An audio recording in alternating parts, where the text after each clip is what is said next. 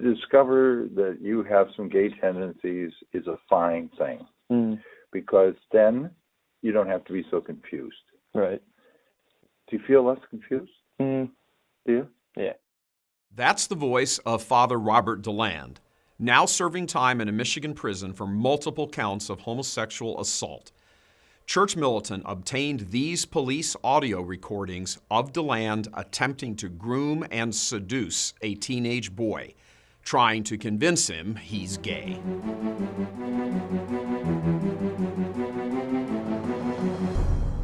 Hello, I'm Michael Voris. Welcome to this Church Militant special report we're bringing you to give you a first-of-its-kind look into the twisted mind and methods of a homopredator priest. So do you feel less confused about it? I mean, is it okay for you to say, you know what, I've definitely got some gay in me?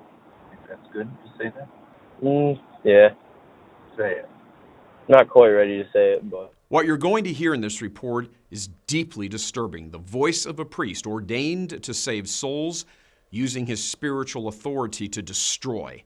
But keep in mind, this very thing has happened thousands and thousands of times as hurting or confused teenage boys are lured into a world of darkness by homopredator priests. It's just that we don't have police recordings of all of them. This time, we do. Do you ever masturbate and not have to go online? Yeah. You do? And then where do your thoughts go? I don't know.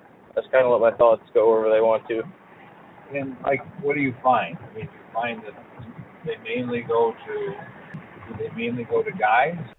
It's something too many bishops don't want you to face or want you to think about. The actual truth of what goes on when a sick priest sets his sights on a younger male and begins the process of grooming him, preparing to seduce him.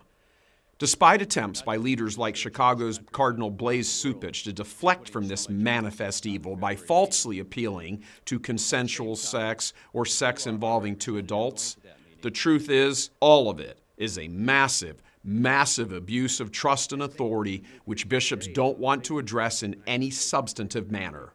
Likewise, they also want to totally deflect from the issue of homosexuality and pretend it has nothing to do with the problem. However, in spite of the game playing, the 2004 John Jay report and every single survey issued by the bishops since then show 80% of all clergy abuse victims are male, and around that same number are post-pubescent, meaning physically mature teenage boys.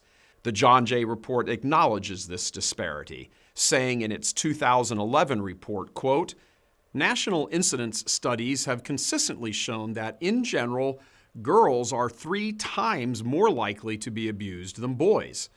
Despite this widely accepted statistic on victim gender, recent studies of sexual abuse of minors within institutions have shown a higher percentage of male than female victims." The Ruth Institute published a groundbreaking report last year by sociologist Father Paul Sullins showing a near 100% correlation between the rise in the number of gay priests and the rise in the number of clergy sex abuse cases. Comparing priests reporting a homosexual orientation with the incidence of sex abuse from the years 1955 to 1999, we see an almost perfect correlation between the rise in self-identified homosexual clergy and the rise in abuse. The figure proves this is not a pedophile problem. This is a pederast problem, meaning a homosexual problem, the problem of homosexual predation on male teens. I love you. Love you too. I know. What are we going to do? I don't know. No, what are we going to do, really? Father Robert DeLanda was a priest of more than 40 years in the Diocese of Saginaw, Michigan, former judicial vicar and senior priest on the marriage tribunal.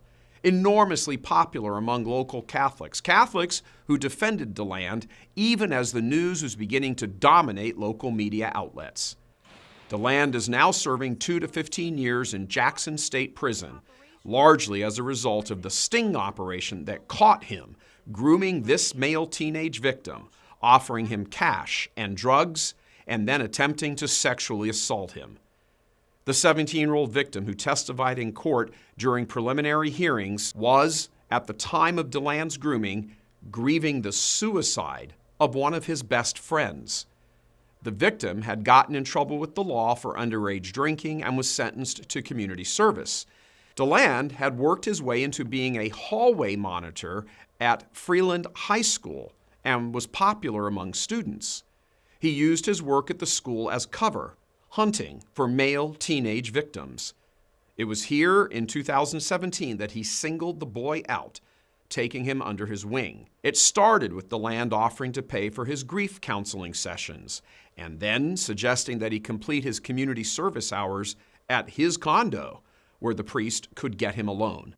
His parents, alarmed by the priest's latching on to their son, went to the police, who launched a secret investigation, wiring the victim so he could record his interactions with DeLand. And I knew that I had to use audio. I knew that was going to be paramount.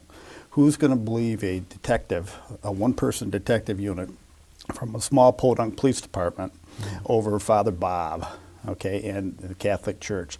So I know that I had to get very incriminating audio on him. One of the tactics is to draw victims in on secret associations, emotionally or psychologically isolating them. In this case, what they did is he allowed the victim to smoke cigarettes, knowing that his parents didn't want him to smoke cigarettes, okay? And then they'll start with the alcohol, same thing in this case. Give him some alcohol, and then they move to drugs, okay? So there's a strategy that all sexual predators use. Berg made clear the priest had other victims and that he used homosexuality as his means of setting up his assaults. Going back 33 years, and I'm going off memory, but there was either 3 to 4, maybe even 5 suicides that may have been attributed to DeLand over the years. Victims of victims, yeah. We played the police audio recordings for Liz Yore, a child victims advocate for years. You know, this conversation reminds me of many predators, where they introduce not only to young boys that they're interested in gay sex, that they may be gay. I see that you may have gay tendencies. It's fine. Right? It's just fine. It's who you are. If it's how God made you, big deal, right? After the victim pretended to struggle with same-sex attraction, DeLand's conversations turned almost obsessively to the topic, encouraging him to experiment with partners. I mean, if you have any curiosity about doing it for real, Yeah. well, I think you ought to try to find somebody. Yeah. I think you can. Well, there's certainly guys right around school. I don't know if you're attracted to them. Are you guys attracted to anybody at school? No. Nobody. Mm-mm. When was the last time you found yourself attracted to another guy? I think you would know how to investigate.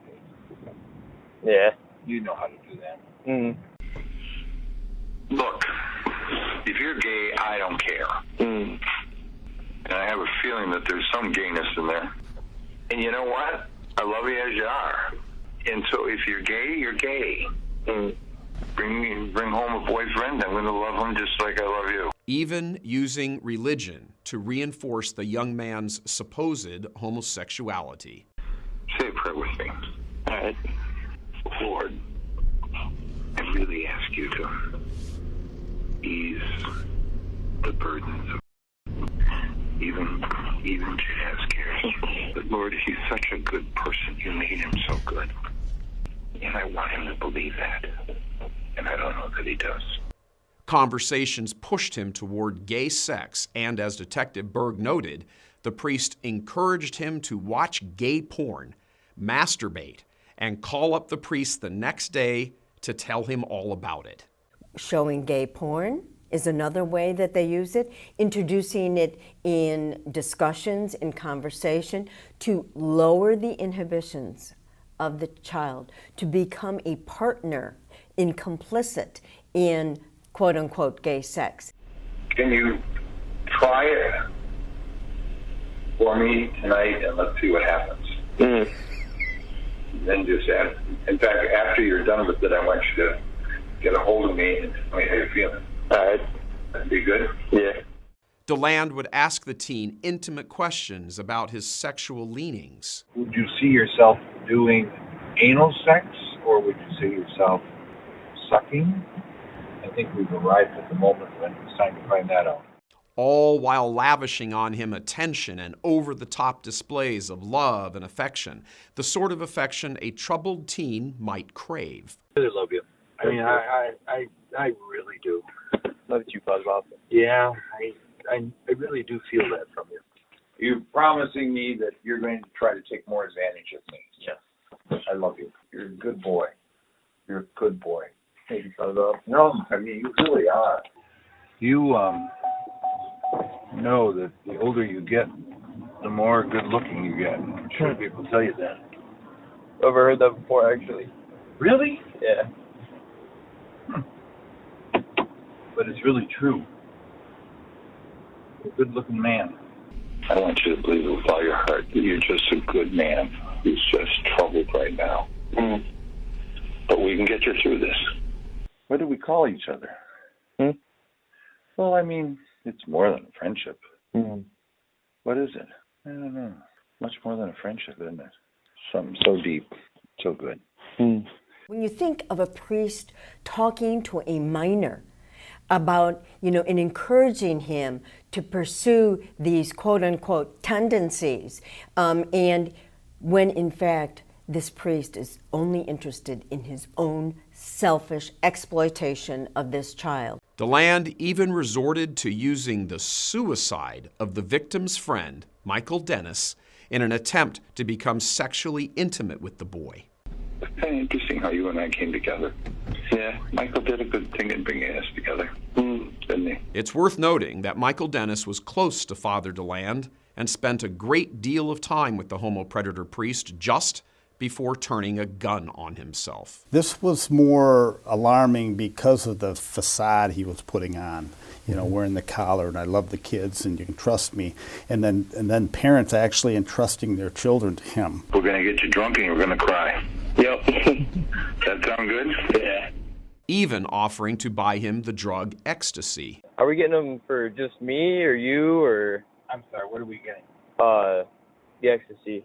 Oh, no. I'm watching you. Is that okay? My gosh, that's a pretty hard drug, and I really want you doing that on your own. Right. Sitting at home or something. It was this drug the victim pretended to be high on the night of February 25th, 2018, that led to DeLanda making his move. Yes, you're tripping away, boy. Yep. That's good. You having fun? Yeah. Good. I'm glad it's working.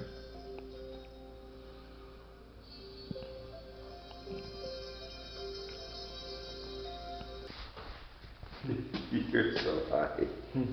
Did you?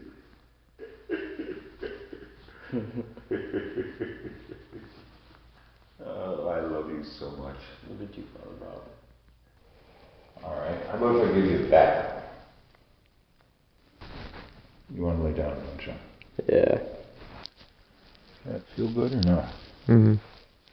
It does? Mm-hmm. Giving him a back rub in his bedroom before attempting to sexually assault him, causing the victim to flee the condo to safety and leading to Father DeLanda's immediate arrest. So weird. Starting to shake. Hey, you did a good job. Yeah, he kept rubbing my ass, and my hand was kind of near my crotch. He started rubbing my hand on top of my crotch. It was... Self-policing doesn't work. It never has worked. We've seen that in the MSU case. We see it in college cases all the time where the police department, the police officers work for the college, okay? So they're not going to do an impartial investigation against one of their faculty members or such. And then we see it in the Catholic Church and here in Saginaw. So you see the cover-up, the blatant lies, and that's why the audio is so important. Right. It is the most grievous form of child exploitation, a violation of their faith. This is why when victims of clergy abuse, not only have they lost their innocence, but they've lost their faith. And that conversation perfectly highlights why it is such a hideous and vile crime against children. And there it is. And it happens all the time. The case of Father DeLanda can be multiplied many times over, with many thousands more victims groomed by homosexual predators like DeLanda, who target vulnerable young men, lavish them with affection and attention, offer them gifts, and push them to experiment with homosexuality, taking sexual advantage of them. Thousands of young men used and abused and left scarred for life. Others unable to cope, committing suicide. All while bishops continue to ignore the specific crisis of homosexuals in the clergy as well as within their own ranks. They minimize the harms, excusing and rationalizing gay priests, blaming clericalism or access or any number of canards, rather than focus on the actual problem of deeply disturbed and twisted men in their own clerical ranks. They sit silent and in some cases even support men like Father James Martin's parading of homosexuality as perfectly normal. Until the bishops start confronting this problem head on, many more Father DeLandas will continue to groom and abuse many more male victims, leading to more ruined lives, loss of faith on a massive scale, loss of trust from the laity, and a church crippled by a crisis the bishops refuse to name. Reporting for Church Militant, I'm Michael Voris. God love you.